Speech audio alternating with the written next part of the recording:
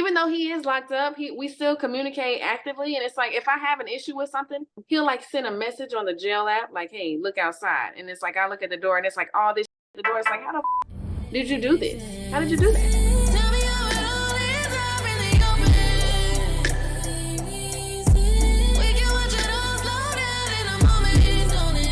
I have a cat and he is just literally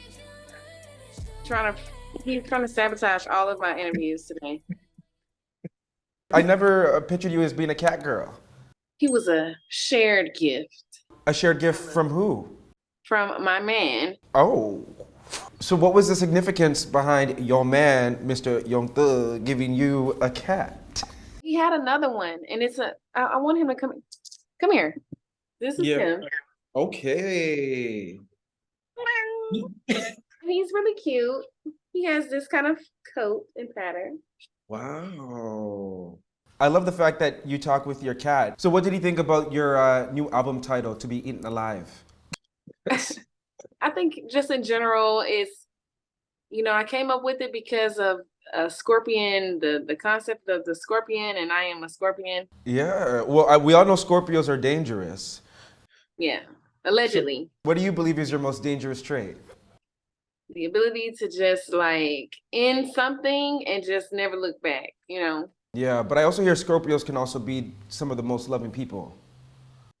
I feel like I am the most loving person for sure. The thing that triggers the other part is like Scorpios love so intensely and with lots of intention that it can be scary when it's going the other way. And do you think Young Thug is nervous about it ever going the other way? No, I don't think he's nervous because he's very intentional as well. He's very confident. He knows his part. He plays it well. I know my part. I play it well, and I feel like we have a really good balance. I love that for you two. You know what I always wanted to ask you? How did you come up with the name Mariah the Scientist? Like, were you good at biology or something?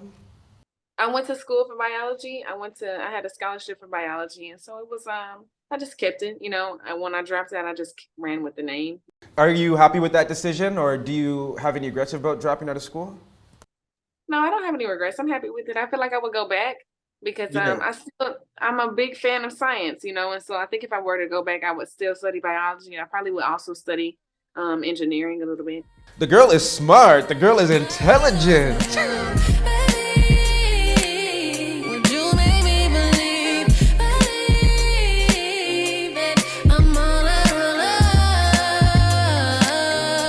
I really want to get into your new album because you have some like bangers and some amazing collabs. Obviously, one Canadian collab that you have with Kate Trinata, Montreal producer. What was that like working with him? I think he was just so laid back. I was looking at him like he was so prestigious that it was like maybe had given me a little anxiety. Mm-hmm. So. But he was really cool and he was like open to working in whatever way I wanted to work, and he played me a lot of stuff. Well, I love the fact that you and your man did a song together called Ride. No, you won't get tired if you stay with me for life. I can keep you running wild. Treat you like my child if you don't want to tell. What was that like working with him? In the beginning, when I first would go to the studio with him, I was like really nervous to like record with him around and stuff. I just couldn't do it. I would be like, he would be like, I'm really used to being in the studio by myself, right? And then it's like, if you like somebody and they also do what you do, it's like, you don't know what they're thinking, like what their process is, how different their process is. So it's like, I was just like anxious about it and stuff. And so the way the studio used to be set up, it was like, he would just go upstairs and like play pool and I would be downstairs working or something, or vice versa. He's not like that. He's like, he doesn't have to go in a booth. He could just like sit in front of you in the room with the engineer and everybody else, and he'll just like record right there. And I'm more like, oh my God, there's people in here. What am I gonna do? Oh my God, I can't do this. Oh my God, everybody, could you just like, it's like, I think working with him, generally speaking, though, he's really versatile and he's really diverse with all of the kind of music he can make. And so I think at some point in time, he had like this particular set of songs that he was working on, and then I got on a couple of them, and then we wound up using Ride on my project. But I know like the fans also want to know, Mariah, because you know you spill your heart out into these tracks, okay? You make the boys that feel, the girls that are feeling, they are feeling. So how do you feel about your man? What's the thing that you love most about him, and what's the thing that annoys you the most about Young Thug? So I like his presence. Like he's very, I said before that he has like a stoic presence and everything. And I saw people commenting like, she doesn't even know what that means. She doesn't even know what that means. I do know exactly what that means actually. And I know that you know, I feel like he is like, he's just like a man's man, you know, he's like the man.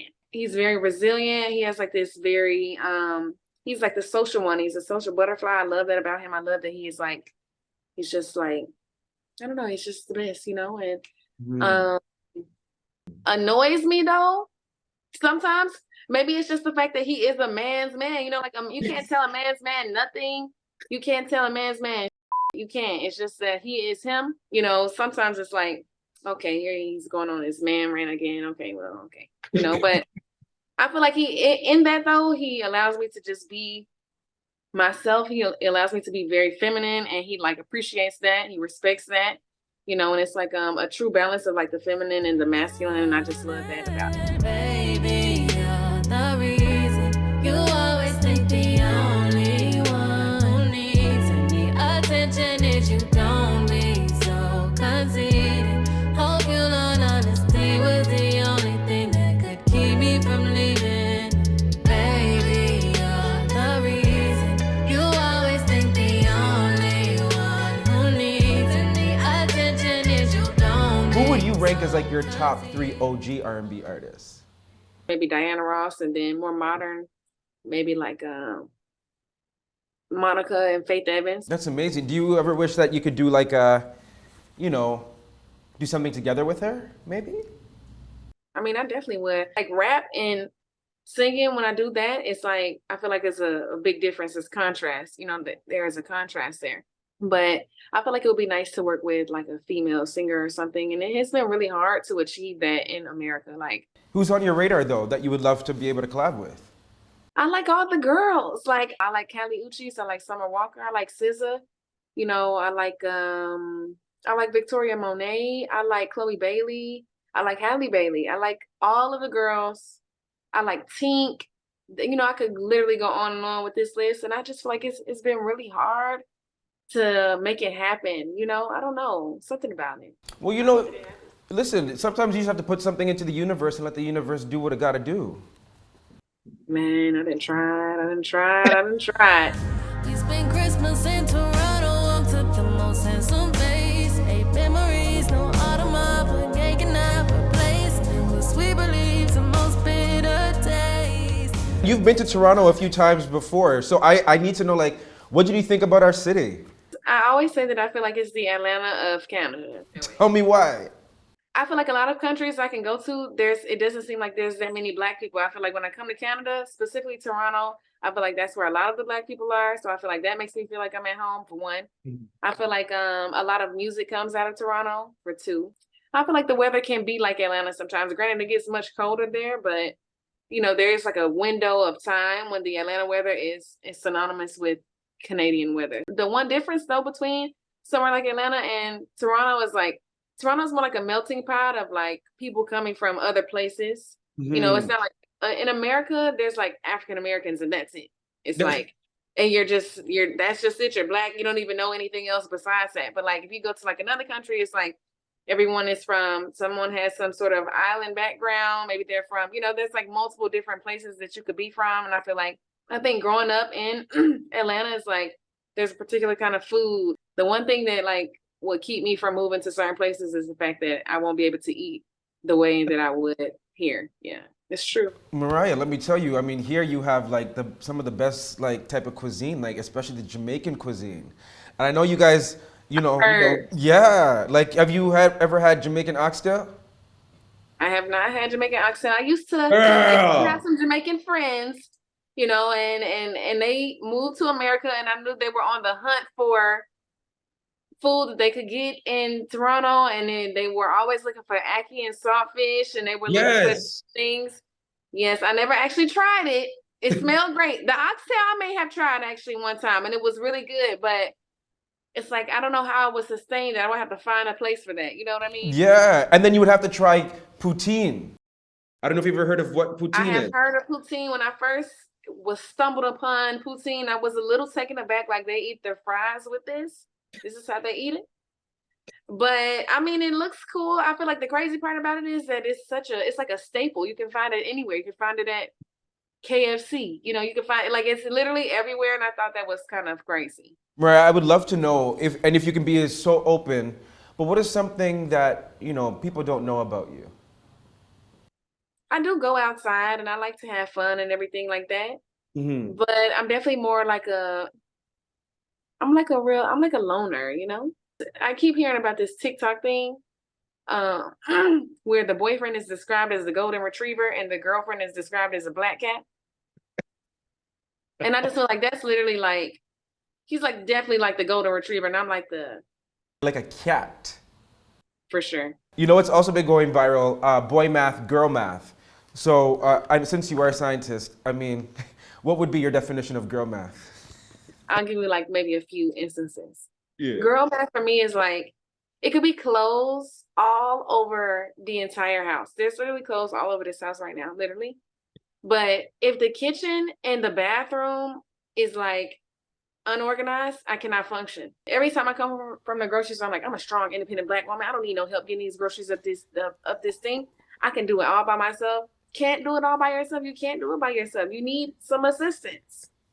I'm having an issue. I probably could call my dad and he will resolve it for me, you know, but it's like, how often can you do that, you know? Well, you have to call your man now, not your dad. I can't call him. He locked up. I can't call him. But when he's not locked up, then I will call him. Then I will call him and he definitely will help me out. But I can't call right now. He's locked up. I got to call my dad. You know what I'm saying? Even though he is locked up, we still communicate actively. And it's like, if I have an issue with something, you know, I like look at him like he's a damn magician, make anything happen. If I need help with something or something is bothering me, he definitely has the resources to help me out. My birthday was the other day, and he'll like send a message on the jail app like, hey, look outside. And it's like, I look at the door and it's like all this shit at the door. It's like, how the fuck did you do this? How did you do that? You know, it's like he's still like present, even though he's not present. It's you know, it's interesting. I mean, that's a blessing too, but I would definitely can't wait for him to be present again, you know. Well, shout out to that jail app, my girl. Girl, tell me. Crazy. What a life. Mariah, congratulations, honestly, on all your success. We can't wait to see this album soar, and we can't wait to see you back in Toronto.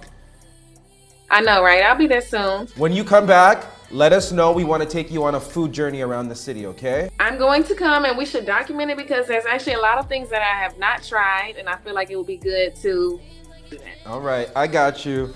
Congratulations, my girl. All the success, and we can't wait to see you here. Mwah.